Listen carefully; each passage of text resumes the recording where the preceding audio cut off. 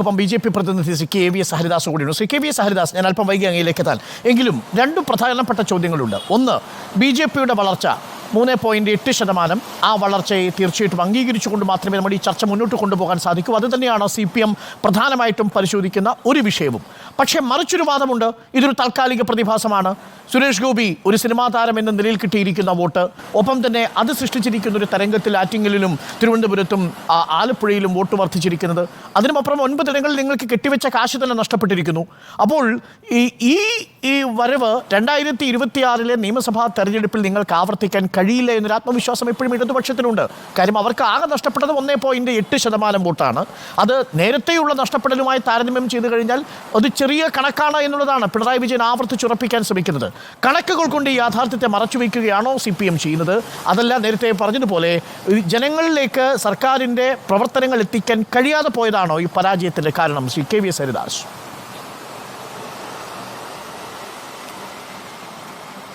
അല്ല, BJPയുടെ പ്രശ്നത്തിലേക്ക് ഞാൻ പിന്നീട് വരാം. അത് നമ്മൾ ഇതിനു മുമ്പ് പലവട്ടം ചർച്ച ചെയ്തതാണ്. ഇന്നിപ്പോൾ CPM ചെന്ന് പെട്ടിട്ടുള്ളത് അതിൻ്റെ ചരിത്രത്തിലെ ഏറ്റവും വലിയ പ്രതിസന്ധികളിൽ ഒന്നാണ് എന്ന് വിചാരിക്കുന്ന ഒരാളാണ് ഞാൻ. ചെറിയ പ്രശ്നമല്ല, ഇതൊരു ഐഡിയോളജിക്കലായ പ്രതിസന്ധി മാത്രമല്ല, സംഘടനാപരമായ പ്രശ്നങ്ങളുമുണ്ട്.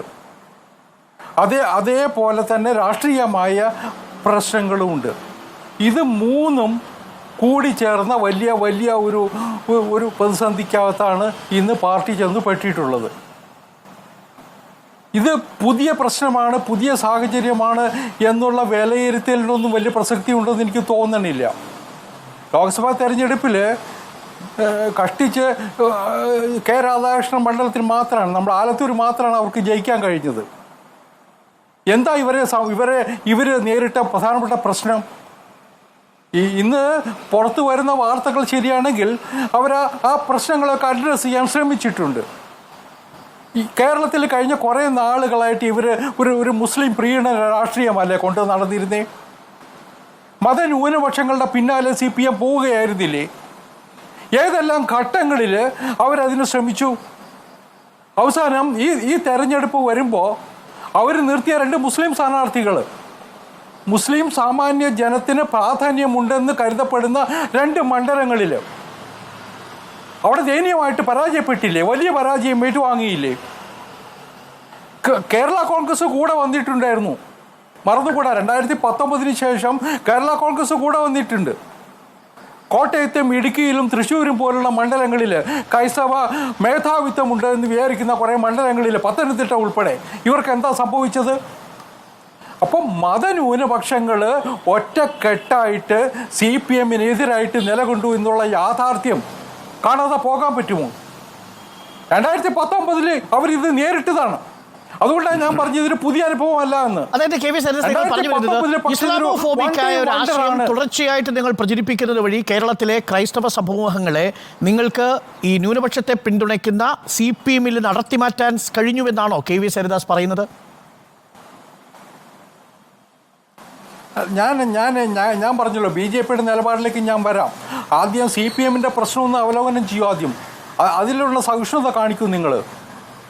ഞാൻ പറഞ്ഞത് ഇവർ ഈ മതന്യൂനപക്ഷങ്ങളുടെ പിന്നാലെ പോയില്ലേ പല ഘട്ടങ്ങളിലും? ഹിന്ദു വിരുദ്ധമായ നിലപാടുകൾ എടുത്തില്ലേ പല ഘട്ടങ്ങളിലും? അതൊക്കെ തന്നെ എന്തിനു വേണ്ടിയിട്ടായിരുന്നു? BJP വിമർശിക്കാനുള്ള ആവേശം കാണിക്കുന്ന സമയത്ത് ഇവരുടെ ലക്ഷ്യം മുഴുവൻ മതന്യൂനപക്ഷങ്ങൾക്ക് പിന്നാലെ പോകാനായിരുന്നു. 10% മുന്നോക്ക സംവരണം ഏർപ്പെടുത്തിയത് പിണറായി സർക്കാരല്ലേ? BJP ഏതെങ്കിലും സംസ്ഥാനത്ത് കൊണ്ടുവരുന്നതിന് മുൻപ്? ഞാനൊന്ന് പൂർത്തിയാക്കട്ടെ അരുണേ. കേരളത്തിൽ മാത്രമല്ല, ഈ രാജ്യത്ത് ഹിന്ദുവിന് അനുകൂലമായ എന്തെല്ലാം നിലപാടുകൾ, എന്തെല്ലാം പ്രശ്നങ്ങൾ ഉണ്ടായിട്ടുണ്ടോ ആ സമയത്തൊക്കെ ഇവിടുത്തെ പോപ്പുലർ ഫ്രണ്ടിൻ്റെ നിലപാട് ഉൾപ്പെടെ, പോപ്പുലർ ഫ്രണ്ടിനെ ബാൻ ചെയ്ത സമയത്ത് ഉൾപ്പെടെ CPM കേരളത്തിൽ സ്വീകരിച്ച നിലപാടുകൾ നമ്മൾ കണ്ടിട്ടുണ്ടല്ലോ. ഇനി ചർച്ച ചെയ്യണോ അതൊക്കെ തന്നെ? അതുപോലെ എന്തെല്ലാം സംഭവങ്ങളുണ്ട്, അനവധിയുണ്ട്. പല ബിഷപ്പിനെതിരായിട്ട് അരമനയ്ക്ക് മുമ്പിൽ പ്രകടനം നടത്തിയവരോട് CPM സ്വീകരിച്ച നിലപാട്, പല ബിഷപ്പിനെതിരായിട്ട് കേസെടുത്ത നിലപാട്, നർക്കോട്ടിക് ജിഹാദ് എന്ന് പറഞ്ഞാൽ പിന്നെ എന്ത് നിലപാടാണ് എടുക്കേണ്ടത്? നർക്കോട്ടിക് ജിഹാദ് എന്ന് പറയുന്നത് എങ്ങനെ ഹിന്ദു മുന്നണിക്കെതിരാവുന്നത്? ചർച്ച ചെയ്തിട്ടുള്ള വിഷയങ്ങളാണ്. നർക്കോട്ടിക് ജിഹാദ് എന്ന് പറഞ്ഞാൽ ഈ ഭക്ഷണത്തിന്റെ ജിഹാദ് എന്നൊക്കെ പറഞ്ഞാൽ അതിനെ എങ്ങനെയാണ് കേരളത്തിലെ പൊതുസമൂഹം പിന്തുണയ്ക്കുക? കെ വി സരിദാസ്, സ്വാഭാവികമായും പ്രതികരണങ്ങളുണ്ടാവും. അതെങ്ങനെ ഹിന്ദുവിനെതിരാവും? അത് ഞാൻ പറഞ്ഞു, കേരളം പൊതുവായിട്ട് പ്രതികരിക്കുന്നു എന്ന് നിങ്ങളൊക്കെ പറയുന്ന വിഷയത്തിൽ CPM എടുത്ത നിലപാടിനൊപ്പമായിരുന്നില്ല ഇന്ത്യയിലെ ജനങ്ങൾ, കേരളത്തിലെ ജനങ്ങൾ എന്നതാണ് യാഥാർത്ഥ്യം. അതാണ് ഈ തെരഞ്ഞെടുപ്പിൽ കണ്ടത്. ഞാൻ അതുകൊണ്ടാണ് പറഞ്ഞത് 2019 ആവർത്തനം എന്ന് പറഞ്ഞത്. 2019 സമാനമായ ഒരു ചിത്രം നമ്മൾ കണ്ടു ഈ കേരളത്തിൽ.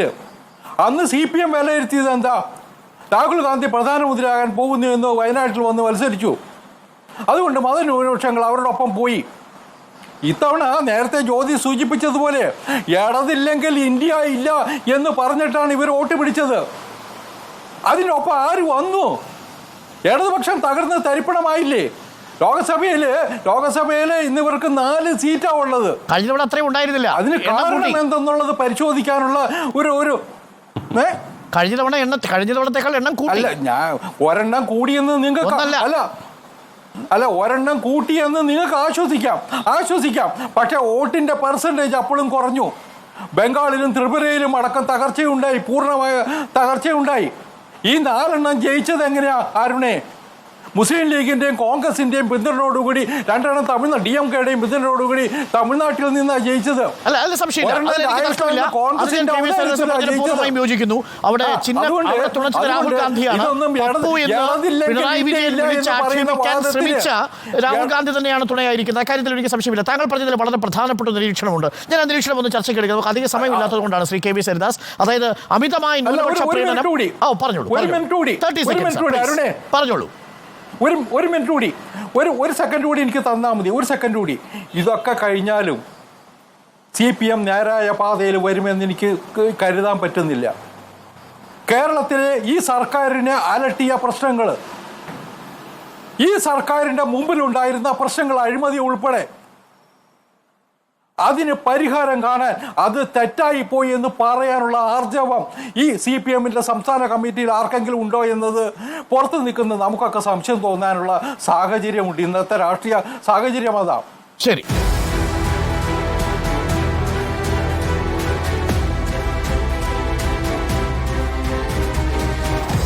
Debate with Arun Kumar.